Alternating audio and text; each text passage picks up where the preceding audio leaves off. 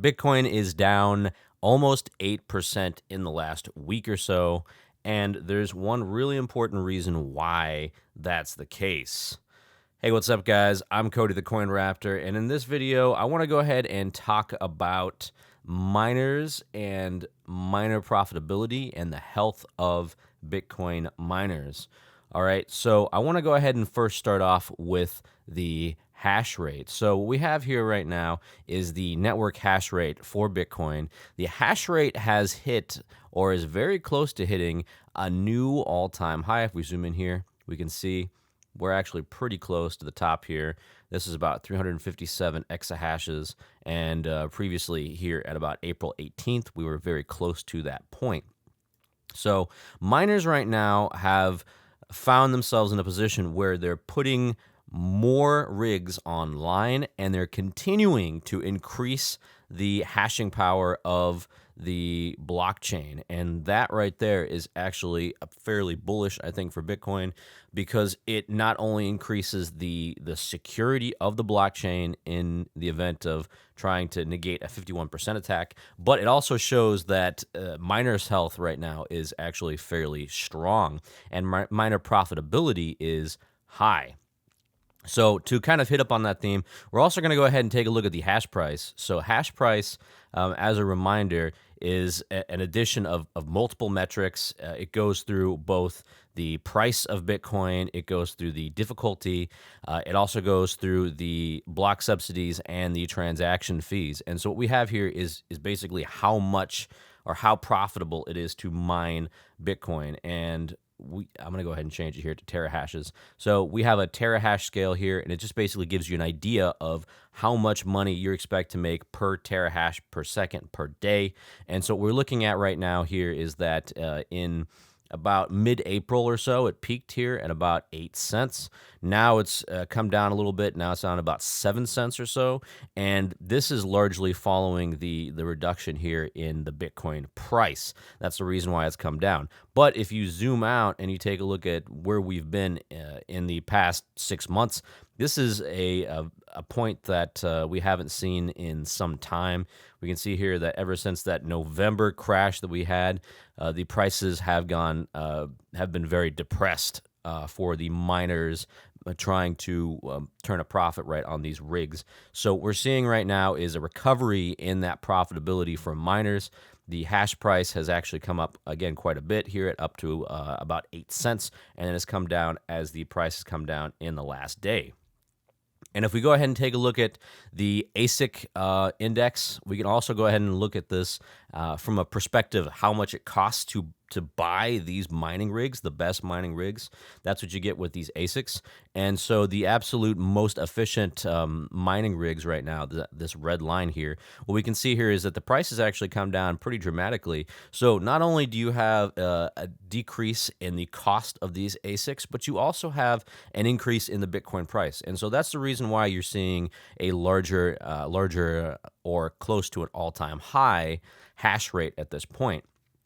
Now, miners have taken this opportunity to sell. Okay, so we go back here, we take a look at our Bitcoin miners reserve from CryptoQuant, and what we can see here is that in the last, let me zoom in a little bit here to the monthly, we can see this huge decline in like the past couple of days, starting at April 19th, and now we're moving all the way down here to about April 20th, and so this huge decline here is actually about 6,000 Bitcoin worth. So miners have been selling in the past couple of days about 6,000 Bitcoin. They have left miners' wallets and they've gone to the exchanges.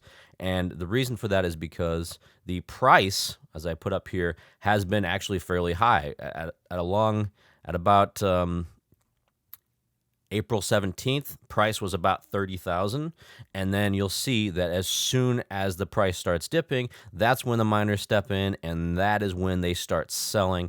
They sold this whole thing down here from about 30K all the way down to where it is right now, just slightly below 28,000. So this latest fall has largely been the result of miners selling, as well as that long capitulation that I talked about a few days ago that has driven the Bitcoin price down quite a bit. However, I don't expect that this selling pressure is going to last forever. If we zoom out, we can actually see that this is kind of part of a pattern for miners to have these sudden and abrupt dips here.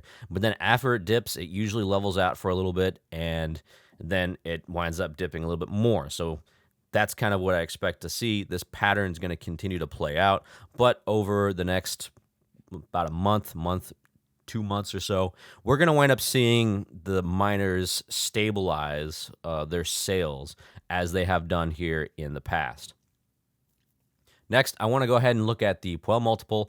Puell Multiple gives us an idea of miner profitability, and the Puell Multiple right now is at a point at about April 18th or so. It's at a high of 1.44, which corresponds to about December of 2021. So it got to about as high as almost the top of the last bull market. And so miner profitability right now has been fairly high, and we've come such a long way since the beginning of the year, in which you had this we had a lot of the Puell Multiple under this dotted line in this green area here, which signifies that miners are having trouble with profitability. It's come a long way since then, and it's been primarily driven by the fact that the Bitcoin price has gone up so dramatically since the start of the year. So right now, miner profitability, looking at the Puell Multiple, is very strong.